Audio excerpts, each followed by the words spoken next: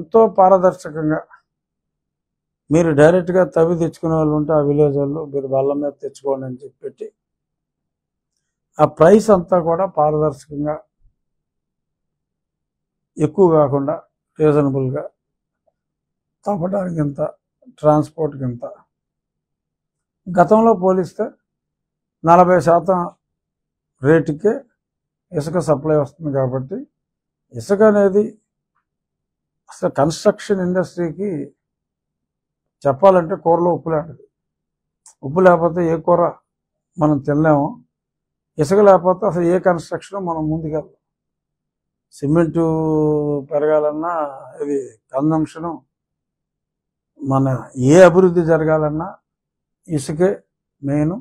So దాని మీద top ప్రయారిటీగా Chandrababu Naidu గారు ఫోకస్ చేయటం. మరి ఇవాళ నుంచే, ఇవాళ పొద్దున్న పేపర్లో కూడా చూసా, సుమారు 20 లక్షల టన్నుల ఏదో సంథింగ్, 25 లక్షలు 5 లక్షల ఏదైనా కన్సిడరబుల్ క్వాంటిటీ ఆల్రెడీ అవైలబుల్గా యార్డులో ఉంచాం అని చెప్పి కూడా చూసా. మన మనసు మంచిదైతే కన్నాలు వేసే అలవాటు లేకపోతే ఎన్నో పనులు చేయొచ్చు. అందులో భాగంగా చంద్రబాబు నాయుడు గారు, మరి కన్సర్న్ మినిస్టర్, చాలా డైనమిక్ మంత్రి మా కొల్లు రవీంద్ర, మరి వీళ్ళిద్దరూ ఈరోజు ఇంత ఫాస్ట్గా, అంటే ప్రమాణ స్వీకారం 12వ తారీఖు చేశారు.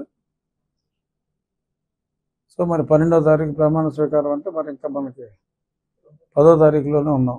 ఇంకా 2 రోజుల ముందే, నెల రోజులు కూడా అవ్వకముందే మరి చక్కటి పాలసీతో వచ్చి బాగా అక్కడ దగ్గరలో ఉన్న వాళ్ళకేమో వాళ్ళే మోసుకు తెచ్చుకునే విధంగా ఓవరాల్గా అందరికీ కూడా అందుబాటు ధరలో, అంటే గతంలో రేట్లు చూసిన తర్వాత ఆల్మోస్ట్ ఉచితంగా, ఉచిత ఇసుకకి కొంత ట్రాన్స్పోర్ట్ కాస్ట్ ఇవి ఉన్నప్పటికీ కూడా ఉచితంగానే ఇసుక వచ్చింది అన్న ఫీలింగ్ ఉండే విధంగా మరి చంద్రబాబు నాయుడు గారు చేసిన, మా ప్రభుత్వం చేసిన ఈ కార్యక్రమాన్ని మనస్ఫూర్తిగా అభినందిస్తూ చంద్రబాబు నాయుడు గారికి మరొక్కసారి నెల గడవకు ముందే ఈ స్కీమ్ తీసుకొచ్చినందుకు పర్సనల్గా కూడా ఆయనకి నా అభినందనలు తెలియజేస్తున్నాను. సత్యకుమార్ గారు మంచి వ్యక్తి, ఆయన కాబట్టి అక్కడ నెగ్గగలిగారు అనేది నా అభిప్రాయం.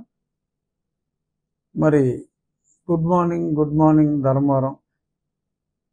యాక్చువల్గా ఆ గుడ్ మార్నింగ్ వల్లనే మరి ఆయన ఓడిపోయాడేమో అని కూడా నా భావన. ఎందుకంటే చాలామంది చెప్పేది ఆ ఉదయం తిరిగేటప్పుడు ఆయనకి ఏదన్నా మంచిది కనపడితే మరి ఆ తర్వాత ఏదో కబ్జాకు అయింది అన్నట్టుగా సత్యకుమార్ గారు ఆయన ఇచ్చిన వివరణలో ఉంది. మరి అయినా కేటీఆర్ గారు మరి అక్కడ దారుణ పరాభవం తర్వాత ఇంట్రాస్పెక్షన్, ఆయన ఎలా ఓడిపోయాడో ఆయన చూసుకోవాలి. మరి జగన్మోహన్ రెడ్డి గారు ఎందుకు ఓడిపోయారో మరి కేటీఆర్ గారికి అర్థం కాకపోయినా ఓడించిన మా అందరికీ కూడా ఆయన ఎందుకు ఓడిపోయారో స్పష్టంగా తెలుసు. ఈవెన్ నన్ను హింసించినప్పుడు కూడా మరి పెద్ద ఆయనకి తెలియకుండా మరి నన్ను అక్కడి నుంచి పోలీసులు మరి రావణాసురుడు వెళ్ళి అరణ్యంలో సీతనెత్తుకొచ్చినట్టు నన్ను ఒక 10 మంది రావణాసురులు వచ్చి నన్ను ఎత్తుకుపోయారు. మరి దానికి మరి ఈయన సహకారం కూడా అప్పుడు చాలా ఎక్కువగా ఉందని చెప్పి అది బహిరంగ రహస్యమే.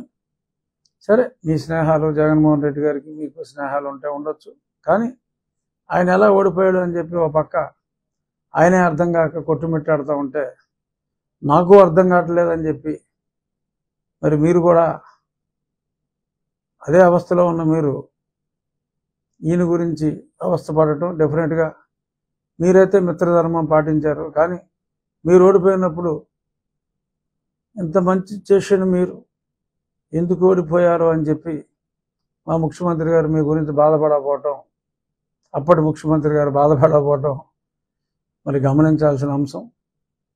మీరు పట్టించుకున్నంత బాగా మిమ్మల్ని జగన్మోహన్ రెడ్డి పట్టించుకోకపోవటం దురదృష్టం. ఏమైనా జగన్మోహన్ రెడ్డి విషయంలో మీ స్నేహాన్ని మెచ్చుకుంటూ, బట్ మంచి మాట్లాడే, పేరులో సత్యం ఉన్నట్టు ఇప్పుడు సత్యం మాట్లాడే సత్యకుమార్ గారి అకౌంట్ మీరు బ్లాక్ చేయటం అనేది that is not in good taste Taraka Ramarao గారు. సో అంచేత కుదిరితే ఆ బ్లాక్ తీసేయండి. ఆయనకు వచ్చిన నష్టం లేదు సత్యకుమార్ గారికి, కానీ సత్యాన్ని మీరు గౌరవించరు. సత్యకుమార్ గారిని గౌరవించడమే కాదు, సత్యాన్ని కూడా మీరు గౌరవించరనే అప్రతిష్ట మీకు అనవసరమేమో అని చెప్పి నాకు చెప్పవలసిన అవసరం వచ్చినందుకు నేను బాధపడుతూ